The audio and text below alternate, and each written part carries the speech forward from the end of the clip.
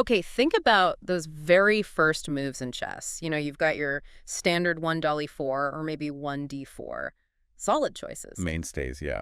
Everyone knows them. But what if you start with something, well, a bit different, like 1 and c4? The English opening. Exactly. Today, we're diving deep into 1 on t4, the English. It's definitely an intriguing first move, maybe even a bit surprising for some. It really does set a different tone from move one. You're not planting a pawn right in the center immediately. It's more subtle. Yeah, influence from the flank, right. And to really get the ins and outs of this opening, we're looking at a fantastic source.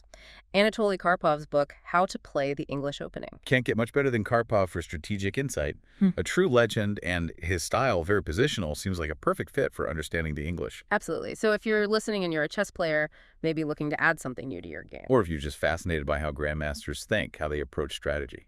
Or even if you're just curious about chess openings in general, this deep dive should have something for you. And Karpov's book, it was first published in the UK back in 2007, I think.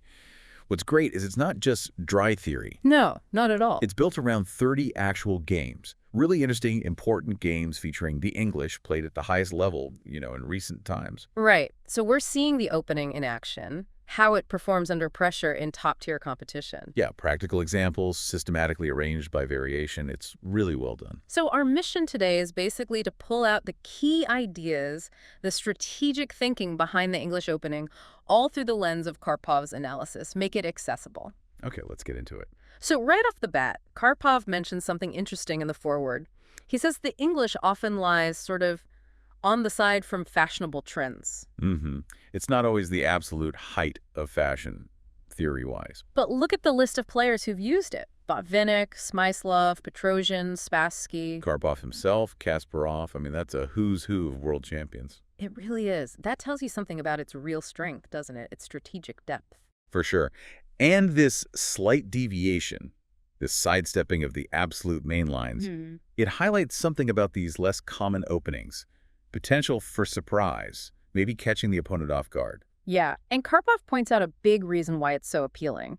By playing 1c4, White deliberately avoids those super sharp, heavily analyzed battles you get in, say, the Sicilian defense. Or the main lines of the Queen's Gambit. Yeah. Where both sides might know 20, 25 moves of theory. Right. It's like saying, okay, let's play chess, but maybe let's explore some paths that aren't quite so mapped out. Exactly. And that first move, 1c4, it immediately puts a claim on the d5 square.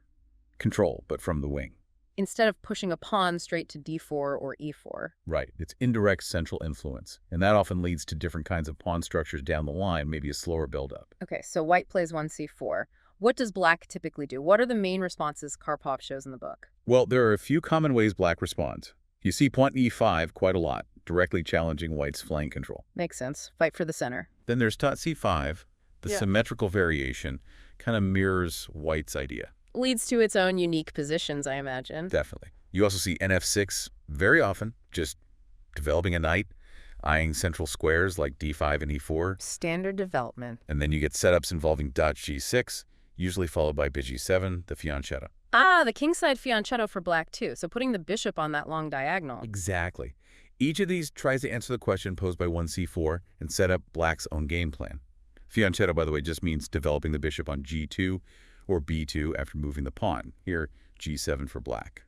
And does this flank opening generally lead to a different kind of game early on compared to like 1, e4, e5? Often, yes. You tend to see more maneuvering in the opening phase. Both sides are sort of jockeying for position, developing pieces, subtly fighting for central influence rather than immediately clashing pawns in the center. More positional, less tactical right away. Generally speaking, yes. It often builds up tension more slowly. Okay, this is where it gets really interesting, looking at the actual games.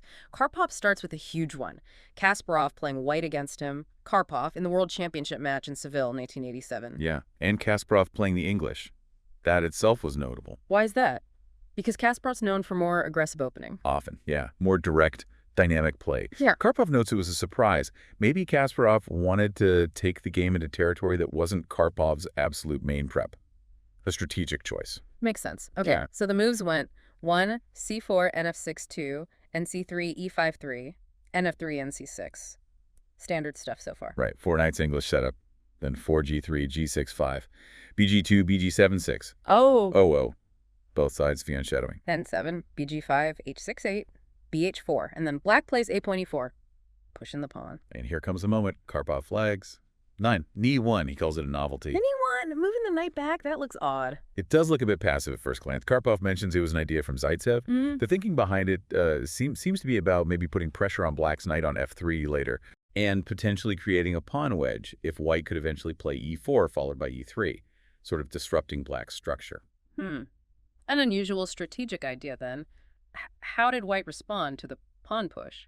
Well, Karpov notes that the most accurate reply for white after 9.e4 would have been 10, d3, intending to follow up with d4 and challenge the center directly, sticking to principles. So even when facing something unexpected, hitting back in the center is often key. Exactly. And he also points out an interesting line. If black had played 10.d5, then 11, bb3 would be strong for white. Putting the bishop there. To potentially target d5 with the knight later. Precisely. Shows the kind of concrete calculations needed even in these positional openings. As it happened in the game, though, black actually managed to get the initiative. So even with the novelty, it didn't quite work out for white in that game. No, it shows the English isn't just about quiet moves. There are concrete dangers. Okay, game 2, Karpov looks at Kasparov again, but this time against Sedvakisov in Astana, 2001. And Kasparov faced a similar idea. Yeah, interestingly, black again played this pawn push. Though the setup was slightly different. The game started 1, c4, e5, 2, nc3, nf6, 3, nf3, n6 is 4, g3, d6. Okay, d6 instead of g6 this time. 5, bg2, b7, 6, o7, e3, b6, 8, f3, f5, 9, d3, and then came 9.e3. That pawn push again. How did white handle it this time? Well, white played 10, b7, a solid developing move. And black didn't just take back. Nope, black played 10, qe7. Karpov highlights this as an interesting idea. Why qe7? What's the point? It keeps the queen flexible, off the back rank, could potentially I-squares like c5, maybe support queenside play later on, keeps options open. I see. More dynamic than just recapturing. Did the game get sharp? It did. Karpov mentions white later offered a pawn sacrifice with 13 d6. Sacrificing a pawn in the English. Yeah, to open lines and create complications. And later the move 15 e4 also led to complex play. So much for the English being purely quiet and positional. Exactly. It can lead to very dynamic struggles. And in this game, unlike the Seville one, white actually managed to get an advantage. Interesting contrast. Okay, let's look at another one. Game 4 in the book. Kasparov, again with white, against Ivan Chuk in Moscow, 1988. Different setup from black this time. Yeah, black started with 1 point in f6, but then played 2 point e6. The point c6 systems. Yeah. Also very common against c4. Very solid. The game went 1, c4 and f6, 2, nc3, e6, 3, and f3, c6, 4, g3, b5, aggressive queenside push. Wow, b5 early on. Yeah, 5, bg2, g6, oo, bg7, 7, d3, oo, 8, e4. Okay, so here white does push in the center with e4 quite early. Right. A more direct approach compared to the first 2 Kasparov games we discussed. Yeah. Karpov notes the more standard alternative might involve black play 9.ef exchanging pawns, then 10 and x3. Recapturing with the knight, and what did Ivanchuk do then? He played 10.d5, a central counter thrust. Karpov specifically highlights this move. Why is d5 so important here? Well, after the exchange on f3, black is staking a claim in the center. It creates tension, fights for space, and really defines the strategic battle for the middle game. So a critical moment. How did it turn out? In this game, despite black's active play, white eventually got the upper hand. Again, showing white can generate chances. Okay, one more from this initial batch. Game 5, Robert Hubner versus Karpov himself. Karpov playing black. Yes, and here we see Karpov employing a solid point e6 setup. Showing how black can handle the English. Exactly. The moves 1, c4, e6, 2, nf3, nf6, 3, nc3, bb4, pinning the knight. The Nimzo English style? Sort of. What? 4, g3, oo5, bg2, d5, challenging the c4 pawn. 6, oo, dc, black takes the pawn. Grabbing the c pawn. Sometimes risky. Can be. White often gets compensation. Here. 7, qc2, hitting the pawn, and black played 7.a5. a5, what's that about? It's a difficult idea in these structures. Black wants to challenge on the queen side, maybe prepare point b5, or just gain space and restrict white's piece. Okay, a queenside plan. Karpov also mentions an alternative line, something like 7008, bg2, b7, 9, d3, d6, 10. And f5 seems complicated. Yeah, lots of subtleties. In the actual game continuation after 7.85, Karpov notes that white eventually achieved a preferable position. often because white retains the potential for a well-timed break in the center, like pushing d4 or maybe even d5 himself later on. Okay, so looking across these first few examples, what recurring strategic themes start to pop out for the English opening? Well, you definitely see white often delaying the main central pawn pushes like d4 or e4. They often come after some pieces are developed. Setting the stage first. Exactly. That initial 1c4 move, controlling d5 from the flank, is key.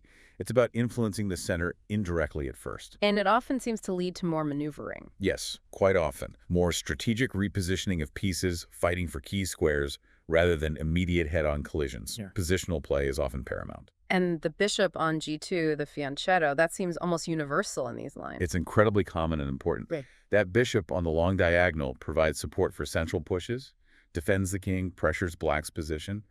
It's a real workhorse in the English. It also feels very flexible, like white can adapt based on what black does, maybe even transpose. That's a huge point. The English is very flexible.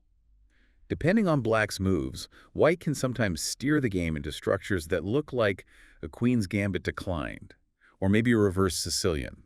Ah, so you might end up in familiar territory, but maybe with an extra tempo or a slightly different flavor. Precisely. That ability to transpose is a major strategic weapon for white.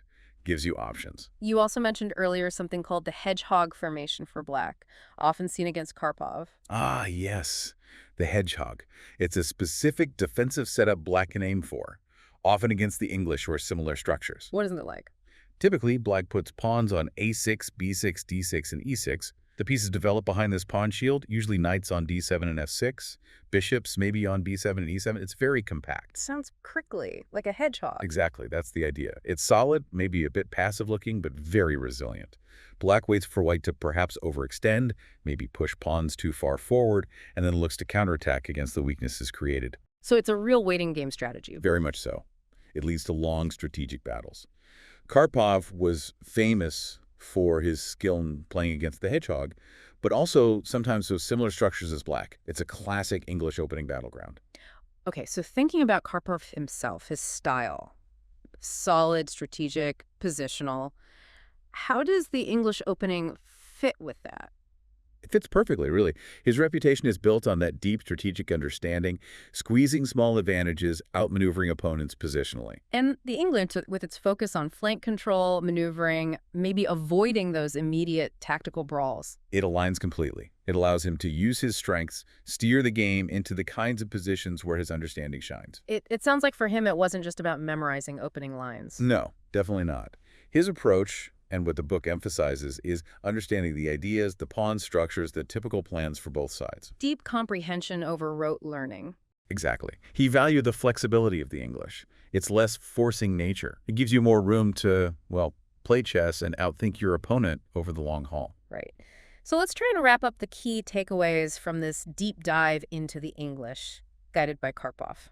Well, first, it's clearly a strategic, flexible alternative to 1e4 and 1d4.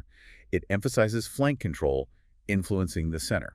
Leads to delayed central confrontations often. Right. And it frequently results in these complex strategic middle games where positional understanding is really, really important. So for you listening, even if you don't play 1c4 yourself, Understanding it can seriously boost your overall chess knowledge. yeah, You get exposed to different kinds of pawn structures, different strategic ideas, stuff you might not see if you only play, say, e4 openings. Yeah, those games Karpov analyzes, they're like master classes in high-level strategic thinking. You can learn so much just by studying them. Absolutely. Which leads to maybe a final thought for you to consider. Go on. Think about how that very first move, the opening choice, might reflect a player's style, maybe even their personality over the board. Like, does the flexible, strategic nature of the English tell us something about players like Karpov or Petrosian who favored it? Perhaps. And think about your own games. What kinds of strategic challenges do you enjoy most?